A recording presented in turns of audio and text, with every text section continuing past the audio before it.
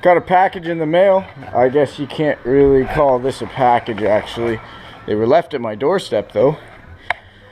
Some new tires, some new rubber for the new wheels, the new Cosmos wheels that I got this year. As you can see there, Firehawk Indy 500s, made by Firestone, 225/40 18s. Cool little tread pattern on it. It seems super sticky. Guess we won't know until we throw them on the car and do a couple third gear pulls.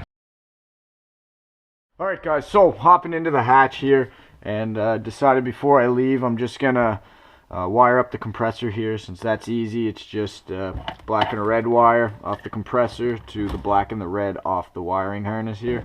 I've already got the two stripped from the compressor, which had these two connectors on it, which you don't need, so I just cut them right off. So next I just got to strip them off these, and I'm going to show you guys a little trick to stripping wire if you don't have proper wire strippers. So what I do is I just take a knife, X-Acto knife like this, and figure out how much you want to cut off, and just kind of score the casing on the wire. You don't need to press really hard at all, just enough to score it all the way around. Basically just sliding the blade over it, and then you're just going to bend it until you see the silicone casing break away from the wire. Make sure it breaks all the way around, and then as you pull the end off, twist it as you pull the cut end off.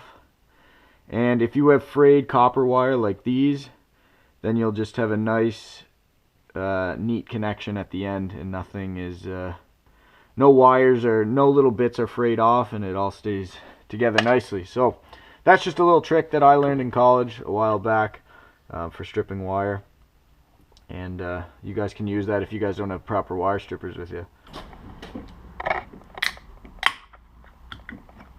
What's going on, boys? So just got to the shop, just got off work, and I did a little bit of work today at work. Well, work as in for my car. As you guys probably saw, I had this piece of wood made up for the hatch, and it kind of just, there's a bunch of shit in here right now, but it sits in that hole there where the sub goes, and then the sub goes right in the middle. And I bought some cloth or some fabric, whatever, and I just wrapped it right around it just to give it a little bit more of a hidden look, sitting in the bottom of the car like that. So just the small things really that are gonna make this project look a whole lot better in the end. What I'm planning on doing with this is mounting my management right here, and then the compressor and whatever else I need to mount right on top of this, instead of just bolting everything right to the floor of the hatch. So here's sort of what it's gonna look like. Just a little bit of a mock-up. Obviously the air lines aren't cut yet. I just have them hanging out the side of the car there, out of the way. But here's the power harness. Actually no, this is the fuse, so this will be mounted. I don't know where I'm gonna mount that. I'll probably just hide that like down there or something, nice and out of the way. And then we got the main harness here, which I'm not sure how I want to hide this yet. There's not really a way to do it, since I'm gonna have the manifold. My manifold's right here. Manifold's gonna be like this,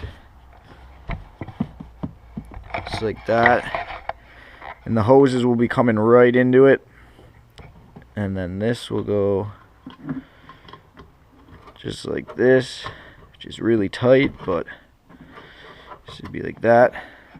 And I don't know what I'm gonna do with this slack quite yet. I wish it was longer and I could wrap it all the way around the sub, which would be nice, but don't think I'm gonna get away with that, so I'll probably just end up zip tying it and just kind of tucking it off to the side or something like that. I'm not sure. Not too worried about that right now, but this is essentially how the hatch is gonna look like. And then the compressor will be compressor might be this way. This will run up through my flooring into the tank, and then my leads here will connect obviously to these wires, and I'll have those nice and wrapped up with some loom, and they'll be nice and tucked away hopefully as well. I might even put those underneath here and go under the side, not too sure, but essentially this is what it's going to look like. And then I have my flooring that will go over top, and the only thing you'll see on the flooring is the tank, which will be right in the center. I don't have that right now. It's off getting powder coated, so that will be the finishing touch hopefully. And that will be pretty well it for the hatch. I got to go back under and connect all my lines to the bags. And I guess I haven't really updated you guys on what the rear bags are looking like, but I have them all installed with the control arms, and they're not really ideally how I want them. They sit on a weird angle because of the control arms. The control arms like to angle down like that. Obviously they're not all connected, and there's no wheels on the car, and it's not on the ground, so it's not sitting as a car would on the ground, all four wheels. But I'm hoping when it is on the ground, these control arms are going to sit a little bit better and a little bit more straight into the back of the spindle or the hub, whatever. But yeah, that's where we're at now. Like it's really coming together, and I'm hoping to get this all done in a couple days, and maybe I'll be able to get this thing fired up. I haven't started the car in a couple weeks now, so it's been a while, but it's grind time. There's probably 2.5 weeks till the car show, so I really gotta get this shit done and get it ready. So yeah, I'm gonna start tackling this hatch a little bit more here, and I'll bring you guys with me and show you what I'm up to.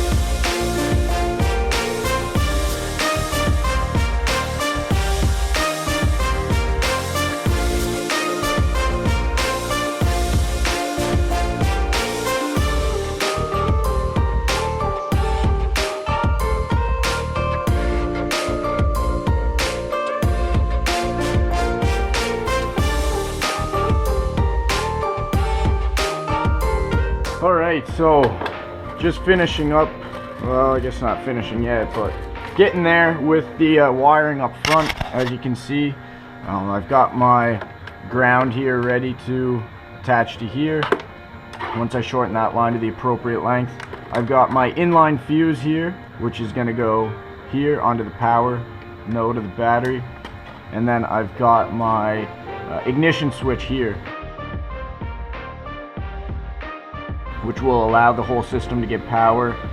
Once a certain fuse gets power here in the box, it's going to get piggybacked from this, and then this add a fuse. This is pretty neat. It's an add a fuse, so you just plug this right into the fuel pan or the fuse box, and then you piggyback what other fuses you need to put on top of it. And yeah, that's going to be pretty well it for that. I'm going to get all this hooked up and then tuck it all away, have it nice and clean looking, and that will be it for up front.